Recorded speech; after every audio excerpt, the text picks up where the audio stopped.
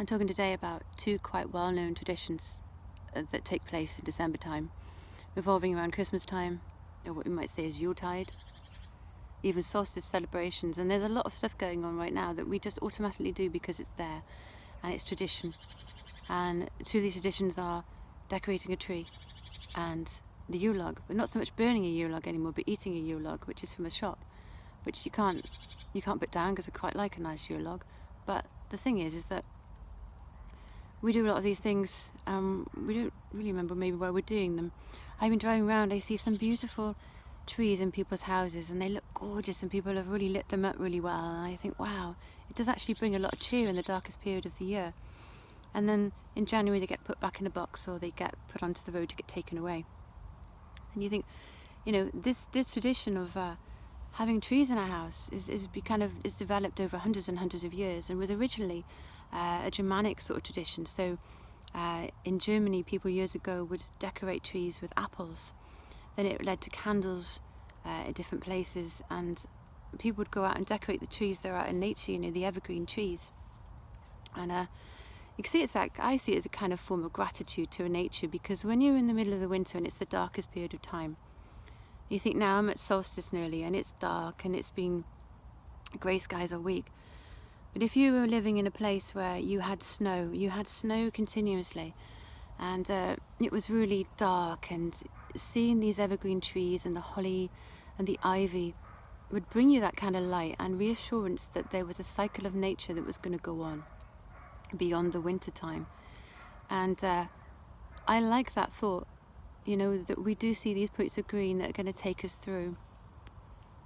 The trees were brought into a house, following several years. I think the tree was brought into Britain because Victoria married Albert and he was German, and he brought the tradition of the Christmas tree over, the tree that goes back to pagan times. So if you look at things like Yuletide, you think of Odin, and in Norse times was this god, this incredible god who was associated with the tree Yggdrasil, so the tree of life. And you think about how they would have a feast in this certain time, which is the middle of the winter. People would gather around a very warm place, which would usually be a hearth in their home, and this was a place of communal times. It was a place to keep warm, to come in from that cold.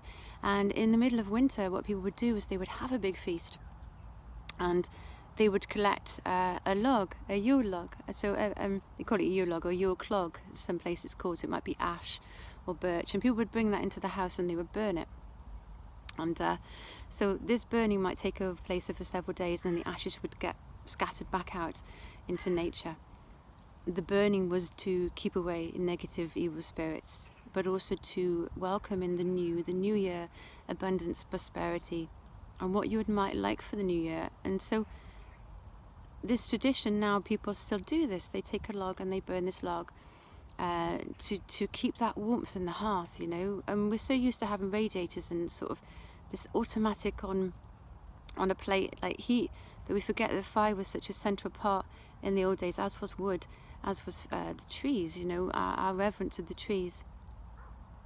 So people would decorate this log with ivy and holly, and they would put wishes into it, and remember that life was going on beyond.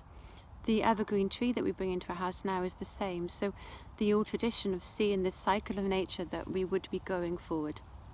But also, if you think about Christmas, the evergreen was the everlasting life. So where the pagan traditions were at this time of the year, Christmas time became this time of the year to celebrate the birth of Jesus Christ.